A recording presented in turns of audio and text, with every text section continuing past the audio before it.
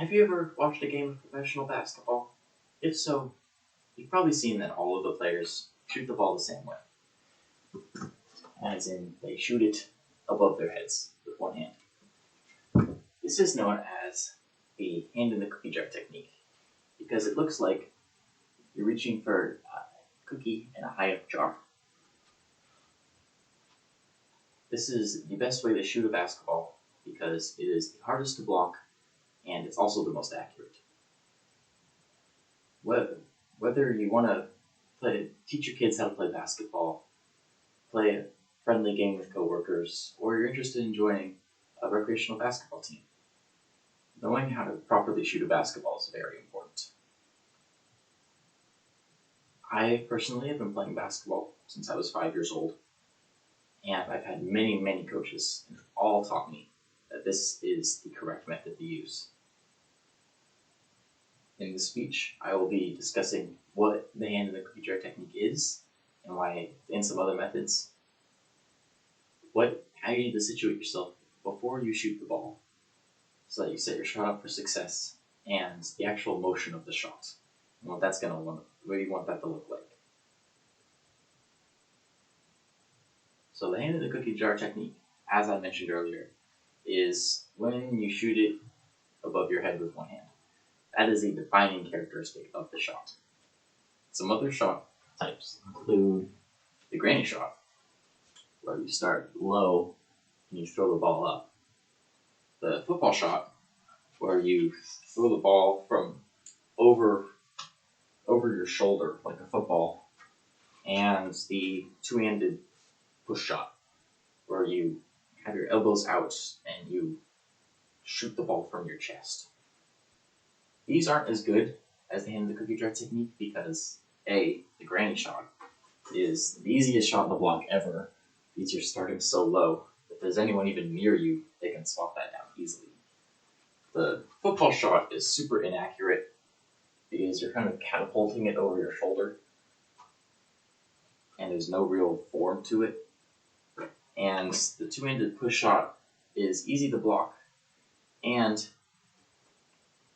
it's also inaccurate because you don't get the right spin on the ball. You don't get that back spin that you get with the hand in the cookie jar technique. And now that we understand what the hand in the cookie jar technique is and why it's better than other methods, let's discuss how we need to situate ourselves before our shot so that we give it the best chance of going in. So the first thing we want to do is we want to have one hand behind the ball and your other hand on the side of the ball. So the hand behind the ball is the hand that we're going to shoot with. That's the arm we want to shoot with. And the other hand's on the side of the ball because it's just there to make sure the ball doesn't roll out of our hands when we're shooting. It doesn't provide any power at all. We only want to shoot with the one arm.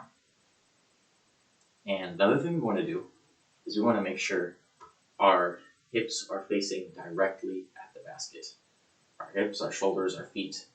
We want everything to be pointing at our goal. Because when we do this, if we don't do this and we shoot it like this, we're going to be shooting to our left or to our right, and the ball won't go straight, which is what we want it to do. And one final thing is we want our knees to be slightly bent. Just because a lot of the power in the motion of the hand in the cookie jar technique shot comes from our lower body. So we want to have our knees slightly bent, the ball around waist high with one hand behind it, one hand on the side, and be directly facing the basket. And now that we understand how we need to situate ourselves, let's talk about what the shot's actually going to look like. So, what we do is we raise the ball so that we form a 90-degree angle with our shooting arm, and then we straighten our arm quickly and flick our wrist. So it looks like this. This makes the ball go forwards and up, and it also gives it backspin, which helps it travel through the air more without waving about, so that it has the highest percent chance of going straight. We also want to make sure that when we shoot it, our arm stays completely straight. We don't want to shoot with our arm at an angle like this or like this. We want it to be completely straight.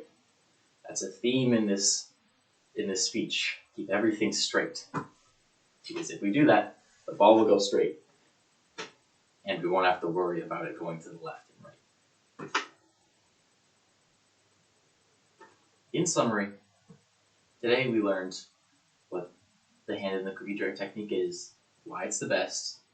We also learned how to situate ourselves before our shot so that we set it up for success. And we also learned what the little details are of the actual shot and what we want to do. Again, this shot technique is by far the best, and you're going to see it, and it's going to give you the best results. And no matter what your reason for playing basketball is, using the hand in the cookie jar technique is the proper way to do it.